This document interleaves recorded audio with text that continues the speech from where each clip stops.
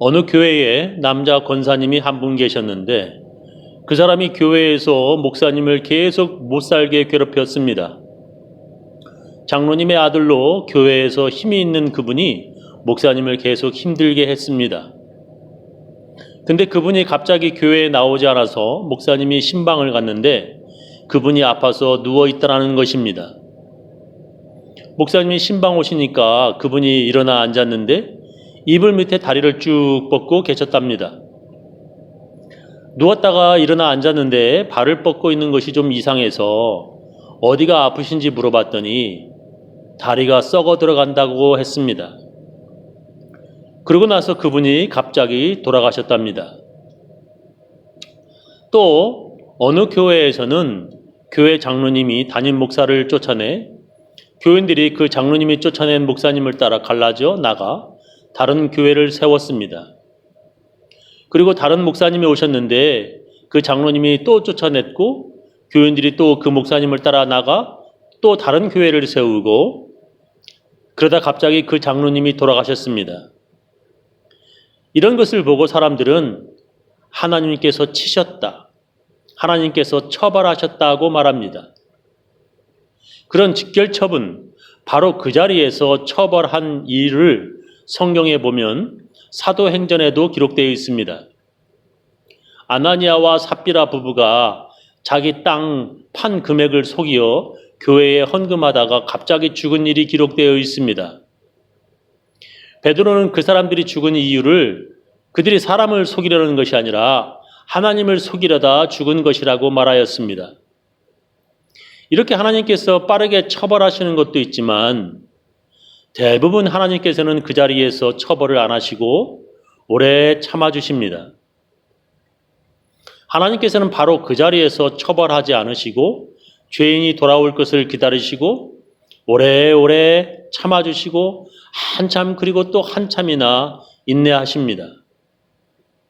어느 정도로 하나님께서 참아주시고 기다리시는지 예수님께서 사람들에게 탕자의 비유로 이야기로 말씀해 주셨습니다. 둘째 아들은 아버지가 죽지도 않았는데 아버지에게 자기에게 유산을 달라고 해 그 받은 유산으로 외국에 나가 모두 탕진을 하였습니다. 거지가 된 그 둘째 아들을 기다리는 아버지, 그가 거지꼴로 집에 돌아오자 그를 반기고 잔치를 베풀어 주는 아버지, 그 아버지가 바로 하나님이시라는 것입니다. 동네 사람들은 욕하고 손가락질해도 가족들도 그를 쳐다보지 않고 비난하더라도 아버지는 자비롭게 돌아온 아들을 받아주신다는 것입니다. 그렇게 하나님께서는 아들이 돌아오기를 기다리고 또 기다리는 늙은 아버지라고 예수님께서 말씀하셨습니다. 오늘 성경 본문에 이렇게 기록되어 있습니다. 하나님께서 모든 사람을 순종하지 않는 상태에 가두신 것은 그들에게 자비를 베푸시려는 것입니다. 하나님께서 모든 사람을 순종하지 않은 상태에 가두셨다고 성경은 말씀하십니다. 여기에서 모든 사람들이란 예수 믿지 않는 사람들을 말하는데 특히 유대인들을 가리키고 있습니다. 이방인들은 예수를 그리스도로 믿는데 유대인들은 믿지 않는다는 것입니다. 유대인들이 왜 믿지 않는가? 그것은 하나님께서 그들을 그렇게 불순종 상태에 가두어 두셨기 때문이라는 것입니다. 이방 사람의 구원이 다 찰 때까지 유대인들을 완고해진 채로 놔두셨다는 것입니다. 형제자매 여러분, 나는 여러분이 이 신비한 비밀을 알기를 바랍니다. 그것은 여러분이 스스로 현명하다고 생각하는 일이 없게 하려는 것입니다. 그 비밀은 이러합니다. 이방 사람의 수가 다 찰 때까지 이스라엘 사람들 가운데서 일부가 완고해진 대로 있으리라는 것과 이렇게 하여 온 이스라엘이 구원을 받게 되리라는 것입니다. 그것은 성경에 이렇게 기록되어 있는 바와 같습니다. 구원하시는 분이 시온에서 오실 것이니 야곱에게서 경건하지 못함을 제거하실 것이다. 이것은 그들과 나 사이의 언약이니 내가 그들의 죄를 없앨 때에 이룰 것이다 라고 오늘 본문 말씀하십니다. 하나님께서 이방인들이 구원받도록 유대인들이 예수 안 믿어도 그냥 놔두셨다는 것입니다. 그러나 그들도 언젠가 예수 믿고 구원받을 것을 하나님께서 기다리신다는 것입니다. 유대인들은 조상 때부터 하나님을 믿었던 사람들이고 조상들 덕분에 그들은 하나님의 사랑을 받은 사람들이라는 것입니다.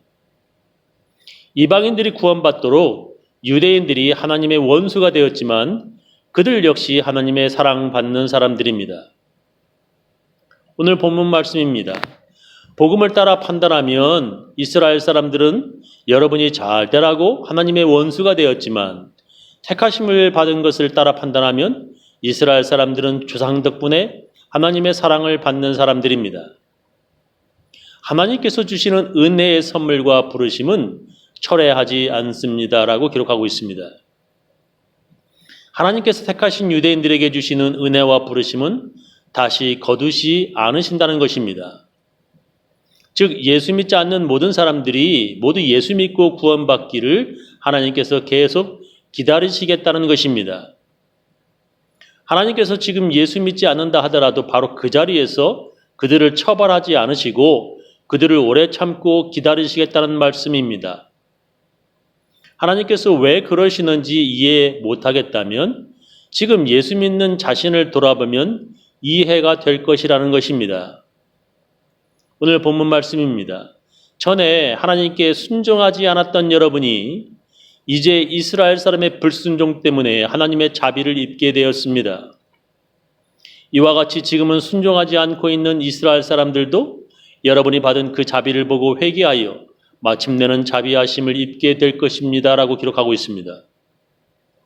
자기 자신을 돌아보면 지금 예수 믿지 않는 유대인들을 기다리시는 하나님을 이해할 수 있다는 것입니다. 예수 믿지 않던 당신도 예전에 하나님의 빠른 처벌을 받지 않고 하나님의 오랜 기다리심으로 구원받았다는 것입니다. 제일 먼저 유대인들에게 복음을 전하게 되었는데 그들이 복음을 받아들이지 않으므로 이방인들을 전도하게 되었다는 것입니다. 어찌 보면 유대인들의 불순종으로 이방인들이 구원받게 되었다는 것입니다. 그리고 하나님께서는 유대인들까지도 모두 예수 믿고 구원받기를 기다리신다는 것입니다.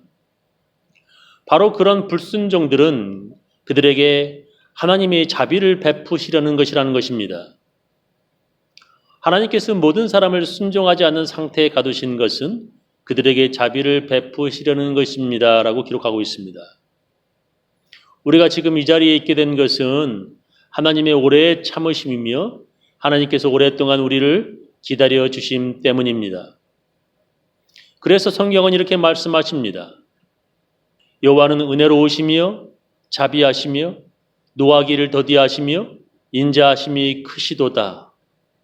하나님께서 우리를 기다려 주신 것처럼 또한 예수 믿지 않는 그들을 기다려 주신다는 것입니다. 그런데도 사람들은 하나님의 기다려 주심을 멸시하고 마치 하나님의 심판이 없다. 아니 하나님이 없다고들 말합니다. 그래서 예수님이 심판으로 다시 오신다고 약속하셨는데 2000년이 지나도 아직 오시지 않았다고 조롱합니다. 예수님의 재림 심판은 거짓말이라고 말합니다. 그것은 하나님께서는 믿지 않는 사람들을 더 기다려주시는 하나님의 자비를 멸시하는 것입니다. 그래서 성경은 이렇게 말씀하십니다. 주의 약속은 어떤 이에 더디다고 생각하는 것 같이 더딘 것이 아니라 오직 너희를 대하여 오래 참으사 아무도 멸망치 않고 다 회개하기에 이르기를 원하시느니라 말씀하십니다. 언젠가 돌이켜 회개하고 하나님께 돌아온다면 당신의 그 불순종이 하나님의 자비와 오래 참으심이라는 것을 알게 될 것입니다. 저 역시 그리고 우리 모두가 그렇게 하나님의 은혜를 깨닫게 된 것은 바로 우리 예전에 불순종한 모습 때문이었을 것입니다. 하나님께서는 우리 모두를 죄 지은 자리 바로 그곳, 바로 그 시간에 처벌하지 않으시고 우리를 기다려 주셨습니다. 그래서 우리는 하나님의 자비하심으로 하나님의 은혜 안에서 살아가는 것입니다. 저는 우리 교인들 모두 우리에게 베푸신 하나님의 은혜를 잊지 말고 신앙생활 하시기를 예수님의 이름으로 축원합니다.